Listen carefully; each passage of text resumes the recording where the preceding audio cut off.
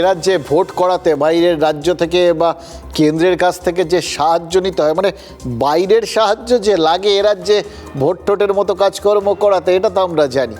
কারণ আপনারাও জানেন, ওই দেখবেন না প্রত্যেকবার ভোট হলে একটা কমন বিতর্ক আছে, কবে বাহিনী আসছে, কত বাহিনী আসছে, বাহিনী আসার দরকার আছে কিনা।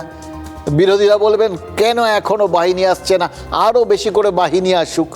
আর শাসক দল বলবে অকারণে বাহিনী এনে খরচ করা হচ্ছে, আমাদের এখানে স্কুল কলেজগুলো ভর্তি করে বাহিনী থাকছে, খাচ্ছে দাচ্ছে, কী লাভের লাভ। এখানে শান্তিপূর্ণ ভোট হয়, অকারণে লোকজনকে এরকমভাবে হেনস্থা করা হচ্ছে। এটা মোটামুটি এতদিনে সবাই আমরা জেনে গেছি।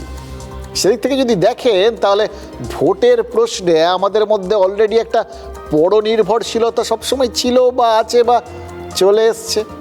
ইতিমধ্যেই এ রাজ্যে এবার 480 কোম্পানি বাহিনী আনার ব্যবস্থা হয়ে গেছে, প্রায় 500 কোম্পানি, মানে 500 কোম্পানি 480 ধরি, আবার ভোটের ক্ষেত্রে এই সমস্ত নিয়ে আবার বিতর্ক হয় আর কি। তো এই 480 কোম্পানি আধা সেনা ভোটের আগেই, তার মানে যা শোনা যাচ্ছে বাংলার পাড়ায় পাড়ায় পৌঁছে যাবে। পাড়ায় বাহিনী, দুয়ারে বাহিনী, যেভাবেই দেখুন আর কি, যে ক্যাম্পেনেই দেখুন। কিন্তু মুশকিল হচ্ছে তাতে কি পাড়ায় পাড়ায় সমাধান হবে, পাড়ায় পাড়ায় নিরাপত্তার গ্যারান্টি হবে, মানে এগুলো পাওয়া যাবে কি? এর আগে আমাদের অভিজ্ঞতাটা যেটা রয়েছে সেটা তো বিশেষ সুবিধের নয়। মানে এরকম বিতর্ক তো হয়েছে, আমরা দেখেছি যে বাহিনী এলো, তারপর তারা আর বেরোলো না, যেখানে ছিল সেই ব্যারাকেই বসে রইলো, খাচ্ছে দাচ্ছে, ভলিবল খেলছে। আর যেখানে যার যা হবার ভোটারদের আর কি, তাদের সেটা হচ্ছে। ফলে এই বিষয়গুলো আমাদের সবসময় একটা ওই দোদুল্যমান অবস্থায় রাখে, ঠিক হবে না ভুল হবে।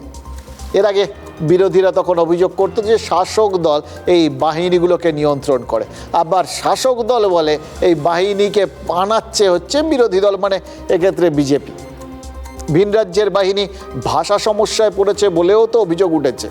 ফলে এই সমস্যাগুলো, এই ঘটনাগুলো যে এইবার ঘটবে না, এবারও সেই একই সমস্যা তৈরি হবে না, তার কোনো গ্যারান্টি কি কেউ দিতে পারছেন? সুপ্রিম কোর্টে আজ কল্যাণ বন্দ্যোপাধ্যায় ওই ভাষা সমস্যার কথাটা তুলেছিলেন, এবং সেটা ওই ওড়িশা থেকে বা ঝাড়খণ্ড থেকে আসা বিচার বিভাগীয় আধিকারিকদের ক্ষেত্রেই বলেছিলেন তিনি, এটা বিশেষ বাহিনীর সম্পর্কে নয়। এরা সবাই এই বিচারকদের জন্য ভাষাগত সমস্যা হতে পারে এই যুক্তিটা তুলেও, তার মানে তিনি ওই বাইরের থেকে লোক আসুক এটা চাইছিলেন না, এটা আটকানোর চেষ্টা করেছিলেন।